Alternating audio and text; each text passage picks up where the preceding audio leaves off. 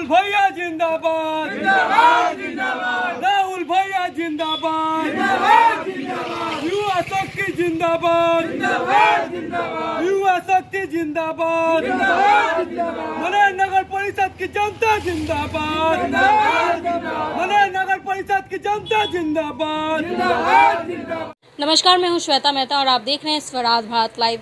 जैसा कि हम सभी जानते हैं कि मनेर नगर परिषद में नगर परिषद का चुनाव जो है वो शुरू हो चुका है और आज प्रचार प्रसार का अंतिम दिन है और हम अभी हमारे साथ मौजूद है नगर परिषद में अध्यक्ष पद के उम्मीदवार राहुल इंजीनियर। तो हम इनसे जानेंगे कि इनका क्या रूट मैप है और ये मनेर नगर परिषद का विकास कैसे करेंगे। तो सबसे पहले आपका स्वागत है हमारे चैनल में। बहुत बहुत धन्यवाद, स्वागत। आप यहाँ पे आए पटना से चल के, और नगर परिषद मनेर से मैं अध्यक्ष पद का प्रत्याशी हूँ। प्रेशर कुकर छाप है 6 नंबर क्रमांक पे। आप एक इंजीनियर हैं और चुनाव लड़ रहे हैं, ऐसा कैसा सोचा आपने? मैं एक इंजीनियर हूँ और एक इंजीनियर सभी क्षेत्रों में जाके अपने काबिलियत का लोहा मनवा चुके हैं, और जहाँ तक बात होती है समाज सेवा की और समाज को बढ़ाने की, तो इसमें हम बढ़ चढ़ के हिस्सा ले रहे हैं। और मनेर में जो भी कार्य हुए हैं वो सभी घटिया से घटिया क्वालिटी के कार्य हुए हैं, और इंजीनियरिंग पॉइंट ऑफ व्यू से किसी भी नाले का निर्माण या सड़क का निर्माण नहीं किया गया है। जिस तरह से टेंडर होता है और सरकार उच्च से उच्च गुणवत्ता की सड़क और नाले निर्माण की पैसे पटना और दिल्ली से भेजती है, लेकिन यहाँ पे जो निर्माण होता है वो 3 इंची से भी कम का ढलैया किया जाता है। बनने के 20 से 25 दिन के अंदर ही रोडें टूट जाती हैं, नालियों में पानी जमा रहता है और मच्छर निकलते हैं, बच्चों को परेशानियाँ होती हैं। खास करके बारिश के दिन में जब आप यहाँ आएंगे तो बच्चे कई दिन तक स्कूल नहीं जा पाते हैं। लाइटें जलती हैं तो रात भर जलती हैं, दिन भर जलती हैं, और कहीं जलती हैं तो 20-20, 30-30 लाइट लगातार जलती नहीं है।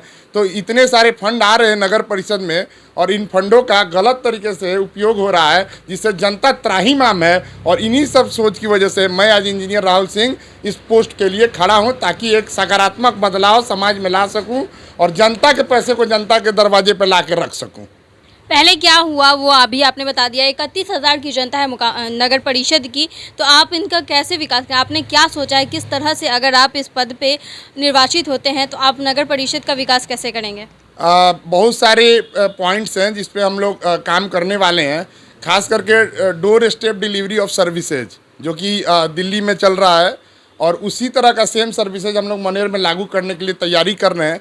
बेंगलोर की टीम से हमारी बात हो रही है, और डोर स्टेप डिलीवरी से ये होगा, घर पे बैठे बैठे जन्म प्रमाण पत्र, मृत्यु प्रमाण पत्र, निवास, आय, जाति सब टैबलेट के माध्यम से कार्यकर्ता या जो काम करने वाले कर्मचारी होंगे वो जाके आवेदन करेंगे।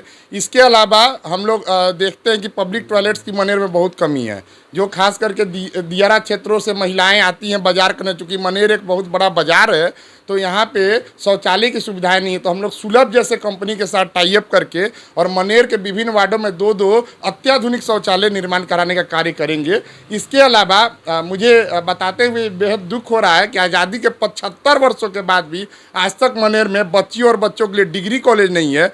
बच्चियाँ और बच्चे पढ़ने खगौल, दानापुर और बिहटा जैसे इलाके में जाते हैं, तो जिससे गार्जियन और पेरेंट्स बहुत ही आशंकित रहते हैं। तो सबसे पहले मैं ये भी आप सभी को बताना चाहता हूं कि मनेर में एक डिग्री कॉलेज का निर्माण हम लोग मिलके करेंगे, सभी का प्रयास से मिलके करेंगे, और यहाँ के जो 31,000 लोगों की जन आकांक्षाएँ हैं उन सभी जन आकांक्षाओं को हम लोग बेहतरीन तरीके से सड़क पर उतारने का काम करेंगे। ये तो हुई स्वास्थ्य और शिक्षा की बात, रोजगार की क्या है? हाँ, रोजगार की बात जहाँ तक है, इस क्षेत्र में पलायन एक बहुत बड़ा समस्या रहा है। यहाँ के लोग कमाने के लिए पंजाब, दिल्ली और हैदराबाद जाते हैं, जो कि बड़ा दुखद है। तो हम लोगों ने उद्योग विभाग के साथ भी एक खाका तैयार करने का कार्यक्रम बनाया है।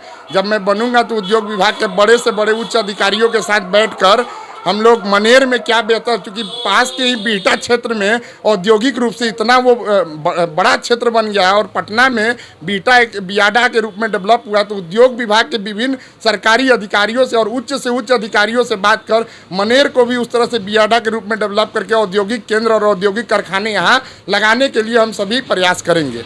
जैसा कि देखा जाता है कि हर जगह जल जमाव जो है एक महत्वपूर्ण समस्या है, इसको लेकर आपने क्या सोचा है? बिल्कुल, नाले का निर्माण सही तरीके से अगर होता, इंजीनियरिंग पॉइंट ऑफ व्यू से होता, तो जल जमाव की समस्या कदापि नहीं होती। सारे नाले को आपस में जोड़ना चाहिए था और जाके एग्जिट पॉइंट पे जाकर ट्रीटमेंट करके उसको गंगा में गिराना चाहिए था। समस्या यह विकराल हो चुकी है, क्योंकि मनेर के सारे नाले को खेतों में गिराया जाता है, क्योंकि सारे नाले जब एक जगह जाते हैं और खेत हजारों के हजारों बीघा खेत बर्बाद हो चुके हैं। वहाँ पहले धान होता था और अनेक फसलें होती थी, लेकिन वो सारा खेत चौपट हो गया है और वो धान का कटोरा वो इलाका मनेर का कहा जाता था। आज वहाँ खेती नहीं हो पाती और किसान दयनीय स्थिति में चले गए हैं। तो ये सबसे बड़ा मुद्दा है कि इन नालों का ट्रीटमेंट करके कैसे हम गंगा में गिराएं और सारे नालों को आपस में जोड़ेंगे, ताकि जल जमाव की समस्या पूर्ण रूप से दूर हो सके और किसान भी अपने खेतों में पानी जमा होने के प्रभाव से खुश हो सके।